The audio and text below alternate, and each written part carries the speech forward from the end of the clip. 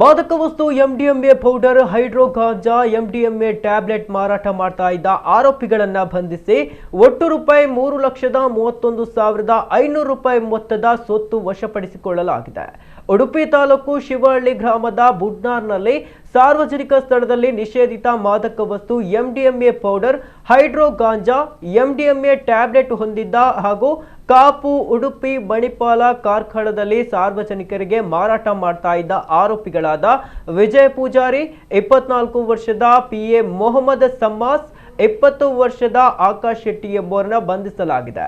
ಇವರಿಂದ 4 ಗ್ರಾಂ ತೂಕದ MDMA powder, 2.5 gram hydro ಗಾಂಜಾ, 3.65 gram MDMA tablet, 3 gram ತೂಕದ ಗಾಂಜಾ ಮತ್ತು ಸೊತ್ತುಗಳನ್ನು ಸಾಗಾಟಕ್ಕೆ ಬಳಸಿದ ಕಾರು ಹಾಗೂ ಇತರೆ ಸೊತ್ತುಗಳನ್ನು ವಶಪಡಿಸಿಕೊಂಡು ಪ್ರಕರಣ ದಾಖಲಿಸಲಾಗಿದೆ.